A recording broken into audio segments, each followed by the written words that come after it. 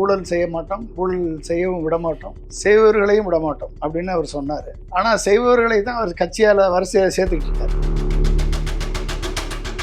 Party ஃபண்டெல்லாம் வாங்க மாட்டோம் அப்படின்னு சொல்லுவார். நான் எதிர்பார்த்தேன். ஓப்பனாக சட்டமன்றத்தில் ஒரு முதலமைச்சர் ஜோசப் விஜய் பார்ட்டி ஃபண்டை நாங்கள் கவர்மெண்ட் கஜானாவுக்கு திருப்பி இருக்கோம்னு சொல்கிறாரு. அப்போ என்ன அர்த்தம்? ஓட்டை மனதில் வைத்து, வாக்கு வங்கியை மனதில் வைத்து ஒரு முடிவெடுக்கப்பட்டிருந்தோம். அன்றைக்கு நியாயம் செத்து. கவின் கேஸுக்கே இவர் பேசாதவர் தானே இந்த ஜோசப் விஜய். அதாவது ஒரே கல்லில் ரெண்டு மாங்கான்னு பார்த்தாங்க, இது 3 மாங்காய். அப்போ ஒரு கல்லில் 2 மாங்கான்னா திமுக அதிமுக வீழ்த்தப்பட்டது. 3வது மாங்காய் எதுன்னா, தன் மகனை எம்பி பதவியிலிருந்து ரிசைன் பண்ணுறான்னு சொல்லுவார். திமுகவால் ஜெயித்த எம்பி பதவி வேணாம், அவர் ரிசைன் பண்ண மாட்டாராம். ஆனால் இவங்க 2 பேரும் துரோகம் பண்ணிட்டாங்க. எங்கள் தேசம் ஓர் இனத்தின் பெருங்கனவு. எங்கள் தேசம் நேயர்களுக்கு அன்பு வணக்கம். இன்று நம்மோடு அரசியல் திறனாய்வாளரும் தமிழ் சமூகத்தில் பல்வேறு நற்கருத்துக்களை விதைத்து வரும் சிந்தனையாளருமான மதிப்பிற்குரிய ஐயா டாக்டர் பொன்ராஜ் அவர்களை சந்திக்கிறோம். வணக்கம் ஐயா. வணக்கம். தமிழ்நாட்டில் ஒரு ஆட்சி மாற்றம் நிகழ்ந்துள்ளது. இதுவரை தமிழ்நாட்டில் இருந்த இந்திய தேசியமாகட்டும், பொது உடைமை, திராவிடம், தமிழ் தேசியம் உள்ளிட்ட சித்தாந்தங்களுக்கு மாற்றாக நிகழ்ந்துள்ள இந்த சித்தாந்த அடிப்படையற்ற ஆட்சி மாற்றத்தை எப்படி பார்க்கிறீர்கள்? இது ஒரு அவசர கோலத்தில் அள்ளித்தளிக்கப்பட்ட ஒரு துயரமான ஆட்சி அப்படிதான் பார்க்கணும். ஆனால் அது கடந்த 40 நாட்களில் அதனுடைய செயல்பாடுகளை பார்க்கும் பொழுது பிஜேபியினுடைய ப்ராக்சி கவர்மெண்ட்டாக தான் அவங்க செயல்பட்டு கொண்டு வருகிறார்கள். பிஜேபி என்னதெல்லாம் கொண்டு வருவதற்கு கஷ்டப்பட்டுச்சோ அதெல்லாம் இப்போ சுலபமாக நிறைவேறிட்டு இருக்கு. அப்போ இந்த ஆட்சி ஒரு ஹிந்துத்துவ ஆட்சியாக, ஒரு பிஜேபியினுடைய கொள்கைகளை நிறைவேற்றக்கூடிய ஒரு ஆட்சியாக, விஜய் என்ற ஒரு சினிமா நடிகரின் போர்வைக்குள்ள ஒளிந்து கொண்டு நடக்கக்கூடிய அமித்ஷா மோடியினுடைய ஆட்சியாக இருக்கிறது. தாவேக அரசால் முதலில் குறிவைத்து வழக்கு தொடுக்கப்பட்ட மனிதர் நீ. ஊழல் லஞ்சம் இந்த 50 நாட்கள் ஒழிந்து விட்டதாக கூறுகிறார்கள். அதை எப்படி பார்க்குறீங்க? முதல் வழக்கு என் மேலே தான் போட்டாங்க. 10ஆம் தேதி பதவியேற்றாங்க, 12ஆம் தேதி என் மேலே வழக்கு, முதல் வழக்கு. அவர்களுக்கு இப்போ அவர்களுக்கு தெரிஞ்ச ஒரே ஒரு விஷயம், அனைவர் மீதும் வழக்கு போடுவது, எதிர்க்கட்சிகளை பழி வாங்குவது, அரசியல் உள்நோக்கத்தோடு அவர்களை எதிர்த்து கேள்வி கேட்பவர்களை, பொது வழியில் அவர்கள் தவறுகளை சுட்டி காட்டுபவர்களை, அவர்கள் மேலே காவல்துறையை ஏவி காவல்துறையினுடைய பொன்னான நேரத்தை சட்டம் ஒழுங்குக்கு மற்றும் பெண்கள் குழந்தைகள் பாதுகாப்பிற்கு, போதைப்பொருள் தடுப்பிற்கு காவல்துறை சரியான லெவலில் டைரக்ட் பண்ணுறதை விட்டுட்டு இப்படி எதிர்த்து பேசக்கூடியவர்கள் நபர்கள் மீது பழி போடுவதையே ஆட்சியினுடைய கடமையாக நினைத்து செயல்பட்டு கொண்டு வரும். மேலே இருந்து திரு விஜய் அவர்கள் ஊழல் செய்ய மாட்டோம், ஊழல் செய்யவும் விட மாட்டோம், செய்பவர்களையும் விட மாட்டோம் அப்படின்னு அவர் சொன்னார். ஆனால் செய்பவர்களை தான் அவர் கட்சியால் வரிசையாக சேர்த்துக்கிட்டு இருக்கார். ஊழல் செய்தவர்கள் அத்தனை பேரையும் தன் கட்சியில் கொண்டாந்து ஊழல் எப்படி செய்வது என்பதை அவர்களிடம் கற்றுக்கொள்வதற்காக ஊழல் செய்து பழகியவர்களை தன்னிடம் கொண்டு வருகிறார். இவர்கள் இவங்களுக்கு சொல்லிக் கொடுக்குற வரைக்கும் ஊழல் நடக்காதுன்னு நம்பலாம். அதிமுகவில் ஊழல் குற்றச்சாட்டு உள்ள நபர்கள் தொடர்ந்து இணைந்து வருகிறார்கள். இவர்களும் இருகரம் கூப்பி வரவேற்கிறார்கள். ஆனால் நேற்று அமைச்சர் நிர்மல்குமார் சொல்லியுள்ளார், அவர்கள் மீதான வழக்கு விசாரணை எந்த தாமதமும் நடக்காது, அது தொடர்ந்து நடைபெறும் அப்படின்னு சொல்லியிருக்காரு. எப்படி நடைபெறும்னு பார்ப்போம், தொடர்ந்து எப்படி நடைபெறும்னு பார்ப்போம். ஏங்க, அதாவது இவர்கள் சொல்வதற்கும் செயல்பாட்டிற்கும் ஒரு பெரிய கேப் இருக்கு, சரிங்களா? நீங்கள் நான் ரொம்ப உண்மையிலே வரவேற்றேன். விஜய் சொன்ன உடனே பார்ட்டி ஃபண்டெல்லாம் வாங்க மாட்டோம் அப்படின்னு சொல்லுவார், நான் எதிர்பார்த்தேன். ஆனால் சட்டமன்றத்தில் போய் பார்ட்டி ஃபண்டுன்னு ஒன்று வாங்குறாங்க. இது கட்சிக்கு போகக்கூடிய லஞ்ச பணம். இப்போ அந்த பார்ட்டி ஃபண்டை நாங்கள் டைரெக்டாக கவர்மெண்ட்டுக்கே திருப்பி விட்டோம் அப்படின்னு ஒருத்தர் சொல்கிறாரு.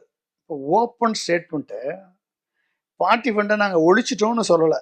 ஓப்பனாக சட்டமன்றத்தில் ஒரு முதலமைச்சர் ஜோசப் விஜய் பார்ட்டி ஃபண்டை நாங்கள் கவர்மெண்ட் கஜானாவுக்கு திருப்பி இருக்கோம்னு சொல்கிறாரு. அப்போ என்ன அர்த்தம்? இவங்களும் பார்ட்டி ஃபண்டு வாங்குறாங்க, அந்த பார்ட்டி ஃபண்டை கவர்மெண்ட் கஜானாவுக்கு திருப்பி இருக்கேன்னா எந்த ஜிஎஸ்டி போட்டு திருப்பினீங்களா, இல்லை நான் டேக்ஸ் நோ டேக்ஸ் ரெவென்யூவில் கொண்டு போய் சேர்த்தீங்களா, நான் டேக்ஸ் ரெவென்யூவில் போய் சேர்த்தீங்களா, இல்லை கன்சாலிடேட்டட் ஃபண்ட் ஆஃப் இந்தியாவில் சேர்த்தீங்களா, இல்லை முதலமைச்சர் நிவாரண நிதியில் கொண்டு போய் சேர்த்தீங்களா? எதில் சேர்த்தீங்க? தனிநபர் செய்தாலும் ஊழல் தான், அரசு செய்தாலும் அது. அப்புறம் அப்போ நீ என்ன சொல்லியிருக்கணும் முதலமைச்சர்? பார்ட்டி ஃபண்டு இனிமேல் இருக்காது, பார்ட்டி ஃபண்டை ஒழித்து விட்டோம், பார்ட்டி ஃபண்டு ஏற்கனவே வாங்கினவங்களுடைய லிஸ்ட் எடுத்துகிட்டு இருக்கோம், அதை நாங்கள் சட்டப்படி ப்ரூவ் பண்ணுவோம். எதிர்கட்சி தலைவர் என்ன கேட்டார்? பார்ட்டி ஃபண்ட் யார் வாங்கினான்னு தைரியமாக இருந்தால் சொல்லு, எப்படி வாங்கினான்றதுக்கு உனக்கு ப்ரூஃப் இருந்தால் நிறுவி கேட்டாரா இல்லையா? இது வரைக்கும் நிரூபிச்சிருக்கீங்களா? நிரூபிங்க. அவங்க மேலே வழக்கு போடுங்க. அவங்க மேலே வழக்கு போட்டு ஆதாரத்தை கொடுத்து பார்ட்டி ஃபண்டு வாங்கி மக்கள் பணத்தை கொள்ளையடித்த அமைச்சர்கள் மேலே வழக்கு போடுங்க.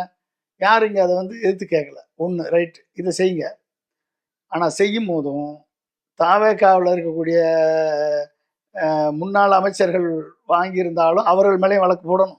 அதிமுகவில் இருந்து உங்கள் தாவேகாவில் வாஷிங் மிஷினில் சுத்தப்படுத்தப்பட்டு வெள்ளையாக மாற்றப்பட்ட செங்கோட்டையன், இவர் MC சம்பத்து, அடுத்து யார் கடம்பூர் ராஜ், இப்படி இருக்கக்கூடிய அதிமுக இப்போ இன்னைக்கு சேர்ந்திருக்கக்கூடிய விஜயபாஸ்கர், குட்கா விஜயபாஸ்கர், ரெண்டாவது MR விஜயபாஸ்கர், இவர்கள் மேலேயும் நீங்கள் வழக்கு போட்டு இவர்கள் குற்றமற்றவர்கள் என்று நிரூபிக்கணும்.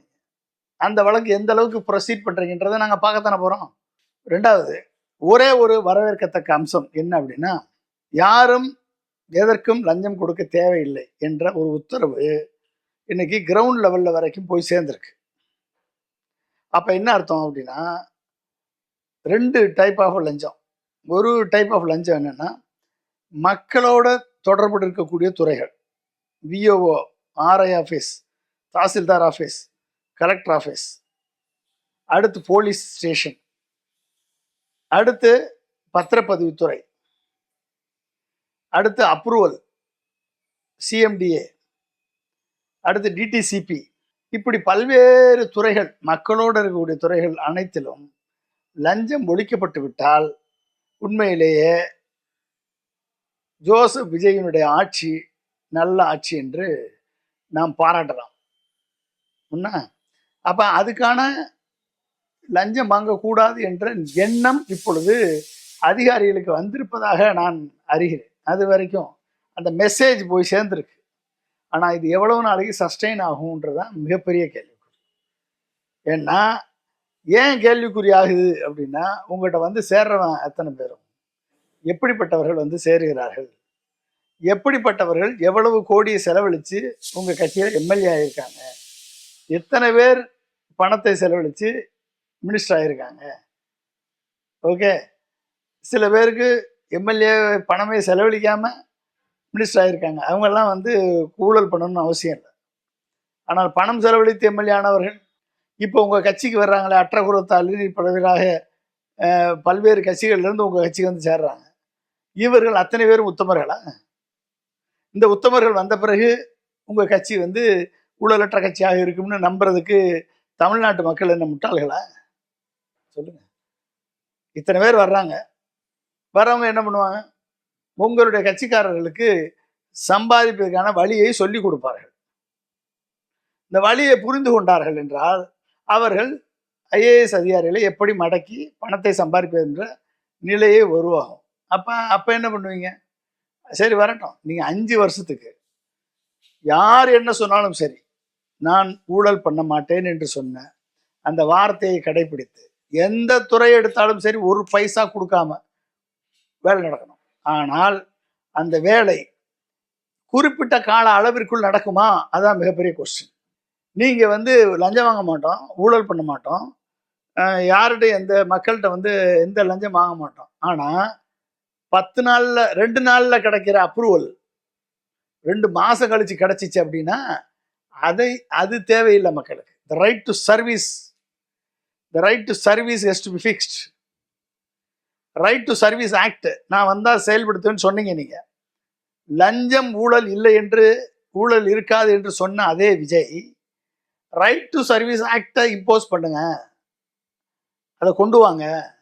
கொண்டு எந்த சர்வீஸுக்கும் பிறப்பு சான்றிதழ், இறப்பு சான்றிதழ், சொத்து சான்றிதழ், பட்டா, நிலத்தகராறு, இந்த மாதிரி பல்வேறு பிரச்சனைகள், போலீஸ் ஸ்டேஷன் ஒரு கேஸ் வருது, இத்தனை நாளுக்குள்ள உங்களுக்கு நாங்கள் அந்த பிரச்சனையை முடித்து வைப்போம், இத்தனை நாளைக்குள்ள நாங்கள் வந்து உங்கள் இதை வந்து ரிஜிஸ்டர் பண்ணி கொடுப்போம், பத்திரப்பதிவு அலுவலகத்துக்கு நாங்கள் போனோம்னா இத்தனை நாளைக்குள்ள இந்த வேலை முடியும், இவ்வளவு நேரத்துக்குள்ள வேலை முடியும் என்ற ரைட் டு சர்வீஸை நீங்கள் லிங்க் பண்ணலைன்னா இந்த ஊழலை ஒழிச்சிட்டோம்னு சொல்றதுல எந்த பிரயோஜனம் இருக்காது.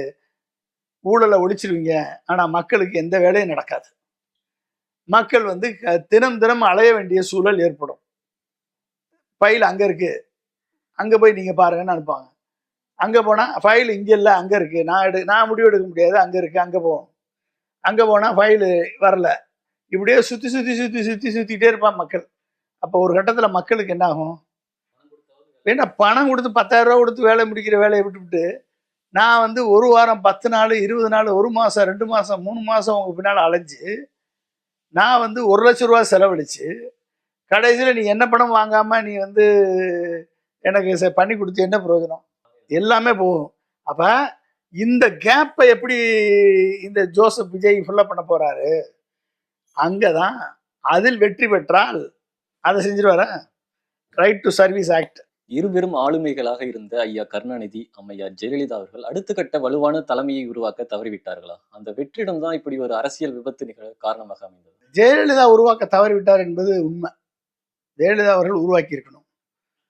அவர்கள் வந்து எம்ஜிஆராவது அடையாளம் காட்டினார். பட் கடைசி காலத்தில் அவருக்கு அதில் இஷ்டம் இல்லை. இருந்தாலும் அந்த அடையாளம் காட்டப்பட்ட ஜெயலலிதா அம்மா அவர்கள் பின்னால் வந்தாங்க. அதிமுகவை 30 ஆண்டு காலம் ஆட்சி கட்டில் அமர்த்தி கொண்டு வந்தாங்க. ஆனால் திராவிட முன்னேற்ற கழகம் வந்து தொடர்ந்து அடுத்தடுத்த நிலைக்கு செல்வதற்கு சரியான தலைமை இருக்கிறது. திரு மு.க. ஸ்டாலின் அவர்கள் ஏதோ கலைஞர் மகன் என்ற ஒரே காரணத்திற்காக அவர் தலைவர் ஆகலை. அவர் கடைசி வரை இருக்கும் வரை அவர் தலைவர் ஆகலை, செயல் தலைவராக தான் இருந்தார். அவர் மறைந்த பின்பு தான் தலைவராக இருந்தார். தலைவராக இருந்து அனைத்து தேர்தல்களையும் வெற்றி பெற்றார். அருமையான கூட்டணி அமைத்தார். எல்லாமே நல்லா தான் பண்ணார். அவர் வந்து அது மட்டும் இல்லாமல் ஒரு தேசிய தலைவராக உயர்ந்திருக்கிறார். ஓகே, இந்த தேர்தல் என்பது இது வந்து தோற்கடிக்கப்பட்ட தேர்தல். இது வந்து ஒரு கான்ஸ்பிரசி தேர்தல். எனவே இந்த தேர்தல் தோல்வியை வைத்துக்கொண்டு ஒரு தலைவருடைய பரிணாமத்தையோ ஒரு தலைவருடைய எண்ணத்தையோ நம்ம டிசைட் பண்ண முடியாது. இன்றைக்கு தமிழகத்தில் ஒரு தேசிய தலைவராக ஒரு நம்பிக்கைக்குரிய ஒரு தலைவராக இருக்கிறார் என்று சொன்னால் அது மு.க. ஸ்டாலின் மட்டும்தான். அப்போ அந்த நிலையில ஒரு மக்களுக்கு ஒரு நம்பிக்கை உள்ள தலைவராக. ஆனால் என்ன மக்கள் என்ன பார்க்குறாங்க அப்படின்னா, கிரவுண்ட் லெவலில் திமுக கட்சிக்காரர்கள் என்றாலே கிரவுண்ட் லெவலில் வந்து அவர்களிடம் பய உணர்வு மக்களிடம் இருக்கு. திமுக கட்சிக்காரர்களிடம் ஒரு பய உணர்வு மக்களிடம் இருக்கு. அந்த பயத்தை திரு மு.க. ஸ்டாலின் போக்குவதற்குரிய நடவடிக்கை எடுக்கணும். ஓகே, ஒண்ணு. திமுக கட்சிக்காரர்கள் என்றால் அராஜகத்தில் ஈடுபடுவார்கள், நில அபகரிப்பில் ஈடுபடுவார்கள், போலீஸ் ஸ்டேஷன்ல போய் டாமினேட் பண்ணுவாங்க, வரக்கூடிய நலத்திட்டங்களை தனக்கும் தன் குடும்பத்திற்கும் மாணவர்களுக்காக கொடுப்பார்கள். மற்ற பொதுமக்களுக்கு, ஏழை எளிய மக்களுக்கு, பாட்டாளி மக்களுக்கு, தலித்து மக்களுக்கு இந்த உதவிகள் சென்று சேர விடாமல் தடுப்பார்கள் என்ற பொதுவான அபிப்பிராயம் இன்னைக்கு கிரவுண்ட் லெவலில் இருக்கு. நான் வந்து கிரவுண்ட் லெவலில் டேட்டா எடுத்ததுனால சொல்றேன். இந்த ஒரு நெகட்டிவ் இமேஜை வந்து திமுக மாற்றாத வரை திமுகவுக்கு வந்து கஷ்டம். ஒடுக்கப்பட்ட மக்களுக்கு அதிக அமைச்சரவையில் அதிக பங்கு கொடுத்ததா சொல்றாங்க. ஆனா ஆணவ படுகொலைக்கு தனிச்சட்டம், அதை தடுக்க தனிச்சட்டம் ஏற்ற தயங்குவது தாவேக்கா அரசு. அது ஆணவ படுகொலை ஒரு கவின் கேஸுக்கே இவர் பேசாதவர் தானே இந்த ஜோசப் விஜய். அதனால அவங்களுக்கு வந்து இந்த ஓட்டு போயிருமோ என்ற ஒரு எண்ணத்துல என்றைக்கு வந்து அரசியல் சார்ந்து ஒரு முடிவெடுக்கப்படுகிறதோ, ஓட்டை மனதில் வைத்து வாக்கு வங்கியை மனதில் வைத்து ஒரு முடிவெடுக்கப்படுகிறதோ, அன்றைக்கு நியாயம் செத்துவிடும், நேர்மை செத்துவிடும். அப்ப பாதிக்கப்படுகிறவர்கள் பாதிக்கப்பட்டு கொண்டே இருப்பார்கள். ஆணாதிக்க சிந்தனை உள்ளவர்கள், வன்முறை சிந்தனை உள்ளவர்கள் அரசியல் அசோசியேஷனை பயன்படுத்தி, அரசியல் ஆளுமையை பயன்படுத்தி, ஓகே, எந்த கட்சி ஆட்சியில் இருந்தாலும் இந்த ஆணாதிக்க சிந்தனை உள்ளவர்களும் இந்த இந்த வன்முறையாளர்களும் இந்த தீண்டாமையை மனதில் கொண்டு அலையக்கூடிய இழிப்பிறவிகளும் தங்களது ஆதிக்கத்தை நிலைநாட்டுவதற்கு, ஜாதி ஆதிக்கத்தை நிலைநாட்டுவதற்கு, மத ஆதிக்கத்தை நிலைநாட்டுவதற்கு, தங்களது அரசியல் ஆதிக்கத்தை நிலைநாட்டுவதற்கு இப்படிப்பட்ட வன்முறை சம்பவங்களில் ஈடுபடுவது வழக்கமாக இருக்கிறது. எனவே இதற்கான தனி சட்டத்தை கொண்டு வந்து அதை கடுமையான முறையில் வந்து நம்ம ஒடுக்காத வரை இது தொடர்ந்து கொண்டே தான் இருக்கு. தமிழிளம் தலைமுறையை அரசியல் படுத்த, அவர்களுக்கு அரசியல் தெளிவை ஊட்ட தவறிவிட்டதா தமிழ்நாடு? தமிழ்நாட்டு உள்ள அரசியல் கட்சி தலைவர்கள், அதன் நிர்வாகிகள், சமூக ஆர்வலர்கள் இவர்கள் வந்து அந்த நெறிப்படுத்த தவறிவிட்டார்கள். அது உண்மைதான். முந்தி காலத்தில் நாங்கள் படிக்கிற காலத்தில் திமுக அதிமுக மேடைகளில் அது ஒரு பல்கலைக்கழகமாக இருக்கும், இரவு பல்கலைக்கழகமாக இருக்கும். பல்வேறு விஷயங்களை வந்து நம்ம தெரிந்து கொள்ளலாம். அது இலக்கியமாக இருக்கட்டும், அது வந்து தமிழ் நாட்டினுடைய அரசியலாக இருக்கட்டும், சமூக சீரழிவுகளை சுட்டி காட்டுவதாக இருக்கட்டும், பொருளாதாரத்தில் எந்த அளவுக்கு நாம் முன்னெடுத்து வைக்க வேண்டும் என்ற எண்ணத்தை விதைப்பதாகட்டும், உலக நாடுகள் எப்படியெல்லாம் இருக்கிறது என்பதை அண்ணா முதற்கொண்டு கலைஞர், எம்ஜிஆர் படங்களின் மூலமாக பொது உடைமை சித்தாந்த கருத்துக்கள், திராவிட சித்தாந்த கருத்துக்கள், இந்த கருத்துக்களை எல்லாம் வந்து ஒரு பண்பட்ட மக்களை பண்படுத்தி அது கிராமப்புறத்தில் மேடைகள் போட்டு, நகர்ப்புறத்திலே மேடைகள் போட்டு இவர்கள் வந்து மாலை நேர பல்கலைக்கழகங்களாக மாற்றியிருக்கிறார்கள். நாங்கள்லாம் நெடுஞ்சிலே வந்து பேச வர்றாரு அப்படின்னா, எங்கள் ஊரில் இருந்து தோணுகால் என்ற ஊரில் இருந்து 20 கிலோமீட்டர் சைக்கிளை ஓட்டிகிட்டு போவோம். போய் 3 மணி நேரம் அவர் பேச்சை கேட்டுட்டு திரும்பி உட்காந்து செகண்ட் ஷோ படம் பார்த்துட்டு அப்படியே திரும்பி வருவோம். இப்படியெல்லாம் வந்து அரசியல் அறிவுகளை வந்து இளைஞர்களுக்கு புகுத்திய காலம் உண்டு. ஆனால் over the period of time, MGR காலத்துக்கு பிறகு இந்த அரசியலை வந்து விட்டுட்டு சினிமா என்னைக்கு நுழைஞ்சிச்சோ, பள்ளிகளில், கல்லூரிகளில், ஆண்டு விழாக்களில், கலை நிகழ்ச்சிகளில் சினிமாவும் டான்ஸும் என்றைக்கு நுழைஞ்சிச்சோ அன்னைக்கு ஒட்டுமொத்தமாக இது வந்து பால்பட்டு போய்விட்டது, சீரழிந்து விட்டது. என்னையை பொறுத்த வரைக்கும் அரசியல் படுத்தணும். இன்னைக்கு வந்து ப்ராப்பராக மக்களை அரசியலில் எஜுகேட் பண்ணுற ஒரே ஒரு தலைவர் சீமான் மட்டும்தான். சீமான் மட்டும்தான் வந்து இன்னைக்கு தமிழ்நாடு முழுக்க அரசியல் விழிப்புணர்ச்சியை மண்ணை பற்றி, மலையை பற்றி, நீரை பற்றி, நிலத்தை பற்றி, வாழ்வியலை பற்றி, நமது தமிழ் இனத்தின் பெருமைகளை பற்றி பேசக்கூடிய ஒரே தலைவர் சீமான் மட்டும்தான். ஆனால் இவர்கள் கல்லூரிக்கு போகக்கூடாது, பள்ளிகளுக்கு போகக்கூடாது. ஆனால் சினிமாக்காரன் எல்லாரும் உள்ளே போகலாம், சினிமா டான்ஸ் உள்ளே போகலாம். அப்போ அங்கே தான் ஃபெயிலியர் ஆகுது. அப்போ என்ன பண்ணியிருக்கணும் இந்த திராவிட கலை ஆட்சிகள் திமுக அதிமுக என்ன பண்ணியிருக்கணும்னா, அவர்கள் செய்ய தவறியது என்ன அப்படின்னா, நான் தொடர்ந்து சொல்லிட்டு இருக்கேங்க, ஒரு 10 வருஷமாக நான் சொல்லிட்டு இருக்கேன். 9ஆம் வகுப்புல இருந்து ஜென்ரல் ஸ்டடீஸ் என்ற ஒரு சப்ஜெக்டை இன்ட்ரடியூஸ் பண்ணணும். ஜென்ரல் ஸ்டடீஸ் என்ன, சிவில் சர்வீஸுக்கு ஃபர்ஸ்ட் பேப்பரே ஜென்ரல் ஸ்டடீஸ் தான். சிசாட்னு ஒரு பேப்பர், அடிப்படை மேத்தமெட்டிக்ஸ் அண்ட் ஜென்ரல் ஸ்டடீஸ். இது ரெண்டையும் பாஸ் பண்ணால் தான் ப்ரிலிமினரியை பாஸ் பண்ண முடியும். அதுக்கப்புறம் சப்ஜெக்டு மெயின், அதுக்கப்புறம் வந்து இன்டர்வியூ, இதில் போகலாம்.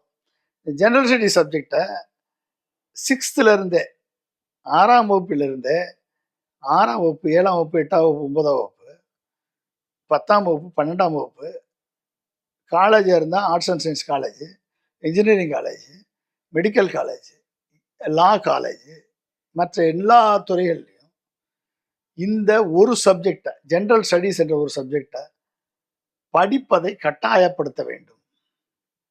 இப்போ அதில் படித்து கட்டாயப்படுத்த கரண்ட் அஃபேர்ஸ் தெரிஞ்சிடும், அவனுக்கு தமிழ்நாட்டு அரசியல் தெரியும், இந்திய அரசியல் தெரியும், ரீஜனல் பாலிடிக்ஸ் தெரியும், இன்டர்நேஷ்னல் பாலிடிக்ஸ் தெரியும், சயின்ஸ் அண்ட் டெக்னாலஜினுடைய அப்டேஷன் தெரியும், எக்கனாமிக்ஸ்னால் என்னென்னு தெரியும். ஓகே, மேஜர் இஷ்யூஸை பற்றி அவன் எஸ்ஏ எழுதுவான், ரைட்டிங் எழுதுவான். இதை வந்து ஒரு குவாலிஃபைங் எக்ஸாமாகவே வைக்கணும். நீ என்ஜினியரிங் போனாலும் இதில் இவ்வளோ மார்க் எடுத்தால் தான் நீ போக முடியும். நீ டாக்டராக போனாலும் கரண்ட் அஃபேர்ஸில் இவ்வளோ மார்க் எடுத்தால் தான் நீ போக முடியும். நீ லாவா போனாலும் கரண்ட் அஃபேர்ஸில் இவ்வளோ மார்க் எடுத்தால் தான் போக முடியும். கட் ஆஃப் மார்க்கில் உள்ளே கொண்டு வந்தா ஒரு எதிர்கால தமிழகத்தினுடைய சமுதாயத்தை நாம் மாற்ற வேண்டும். இந்திய அளவில் இடஒதுக்கீடு உள்ளிட்ட பல புரட்சிகர மாற்றத்திற்கு வித்திட்ட தமிழ்நாடு, முற்போக்கு மாநிலம் என்று போற்றப்பட்ட தமிழ்நாடு திரை மயக்கத்திலிருந்து மீள முடியாமல் தவிக்கிறது. 6 மாதத்தில் ஐயா என்டிஆரை ஆட்சியில் அமர்த்திய ஆந்திர மாநிலம் கூட இன்றைக்கு சிரஞ்சீவி, பவன் கல்யாண் உள்ளிட்டோரை ஏற்றுக்கொள்ளாமல், அவர்களுக்கு ஆட்சி அதிகாரம்ங்கிற உயரிய அங்கீகாரம் கொடுக்காமல் ஒரு மக்கள் பணி செய்யட்டும் அப்படிங்கிற நிலையை தான் வச்சிருக்கு. ஆனா தமிழ்நாட்டுல எடுத்த உடனே ஆட்சி அதிகாரம் அப்படி கொடுக்கறத எப்படி பாக்குறீங்க? இதுல இருந்து மீள்வதற்கான வழி என்ன? அதுங்க இது தமிழ்நாட்டு மக்கள் எடுத்த உடனே விஜய்க்கு எம்ஜிஆர் மாதிரியோ இல்லை என்டிஆர் மாதிரியோ வாக்களித்து பதவியில் அமர்த்தி விடவில்லை. இது உருவாக்கப்பட்ட வெற்றி.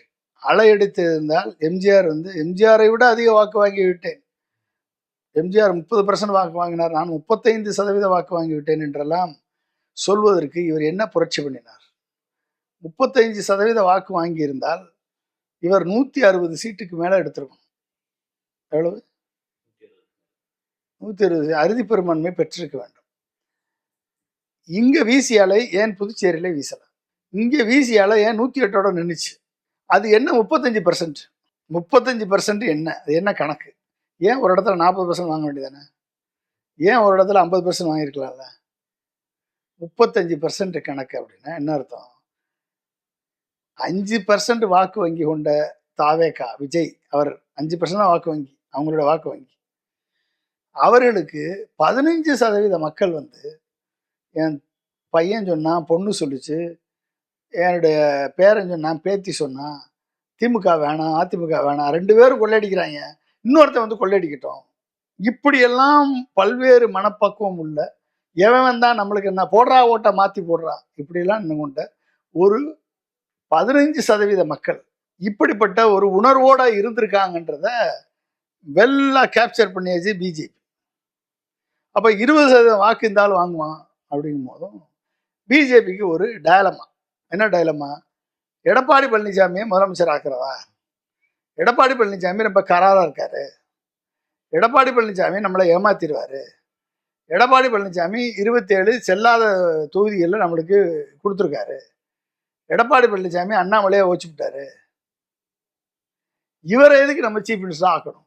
இப்போ திமுக ஆளுங்கட்சி, எடப்பாடி எதிர்கட்சி, நாங்கள் என்ன சும்மா பார்த்துட்டு போவோமா? பிஜேபி எங்களுக்கு பிஜேபியே வேணாம், இன்னொரு ஆளை நாங்கள் ஆக்கிட்டு போகிறோம்.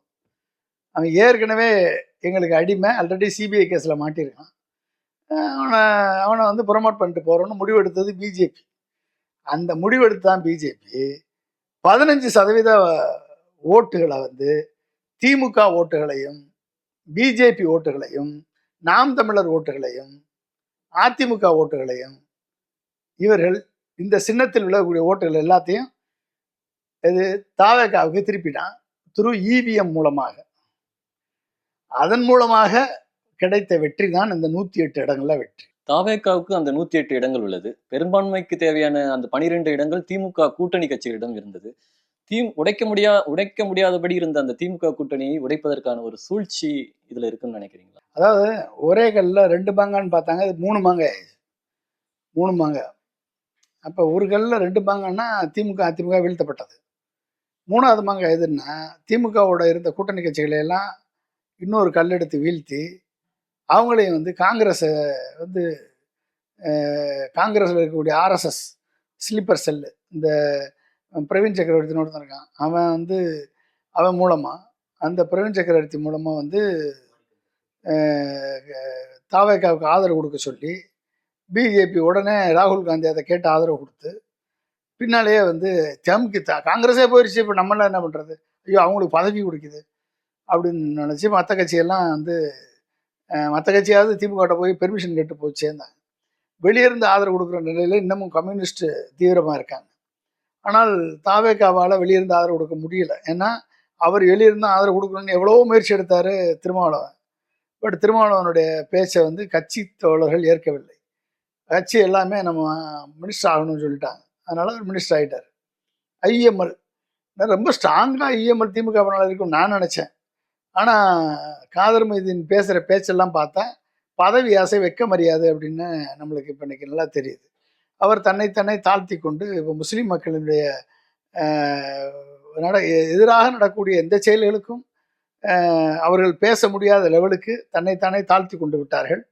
இனிமேல் அவர்கள் முஸ்லீம் மக்களது பிரதிநிதிகளாக பார்க்கப்பட மாட்டார்கள். ஓகே, 2. 3வது அடுத்து என்னது, வைகோ. அவர் என்ன அப்படின்னா, அவர் மிகப்பெரிய ஒரு தலைவர் அப்படின்னு நினச்சிக்கிட்டு இருந்தோம். ஆனால் அவர் வந்து வைகோ என்பவரை நம்பினால் யாரும் முன்னேற முடியாது என்பதற்கு அவர் ஒரு எடுத்துக்காட்டு. 2 எம்எல்ஏக்களை வந்து ஒட்டகபேரம் நடத்தி கூட்டு போயிட்டாங்கன்னு சொல்கிறீங்களே, உங்கள் 2 எம்எல்ஏக்கள் உதயசூரியன் சின்னத்தில் போடணும்னு சொல்லும் போதே நீங்கள் வேணாம்னு சொல்லி கமலஹாசன் மாதிரி வெளியே வந்திருக்கணுமா இல்லையா? சரி, இன்னைக்கு அவங்கள போய் ராஜினாமா பண்ணிட்டு வாங்கன்னு சொல்லி முதல்வர் உங்கள்கிட்ட சொல்லியிருக்காரு.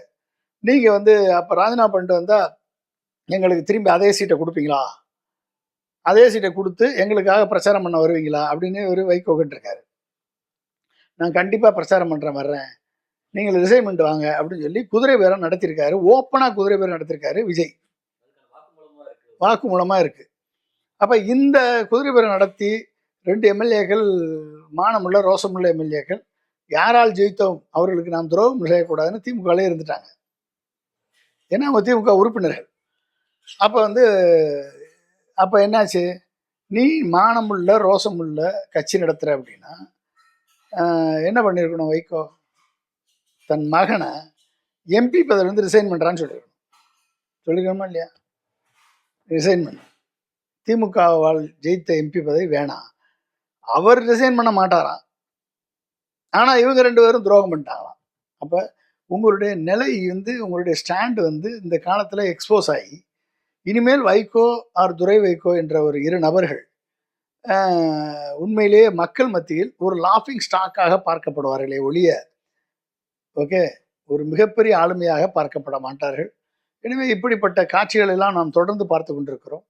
இப்போ வந்து இன்னும் ஒரு 12 பேர் ரிசைன் பண்ணுற வரைக்கும் எலெக்ஷன் கமிஷனும் அமித்ஷாவும் வெயிட் பண்ணுவாங்க தேர்தல் அனௌன்ஸ் பண்ணுறதுக்கு.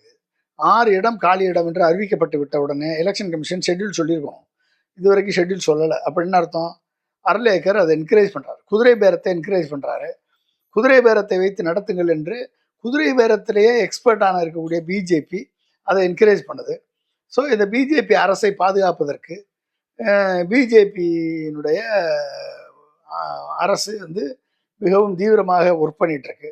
கண்டிப்பாக இன்னும் ஒரு 12லேருந்து 15 பேர் ரிசைன் பண்ணிட்டு வந்தாங்கன்னா, எப்படியாவது ஒரு 10 பேரை ஜெயிச்சாச்சுன்னா, இல்லை 12 பேரை ஜெயிச்சாச்சுன்னா, அதுக்கப்புறம் காங்கிரஸை வெளியவோ, ஐஎம்எல்ல வெளியவோ, விசிகா வெளியவோ, கம்யூனிஸ்ட்டை வெளியவோ போயிட்டே இரு.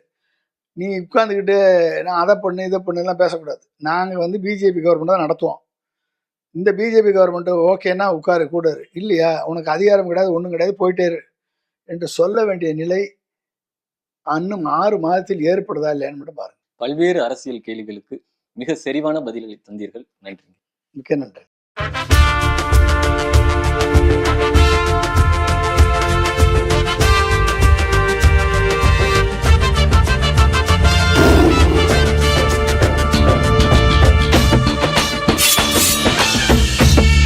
எங்கள் தேசம் ஓர் இனத்தின் பெருங்கனவு.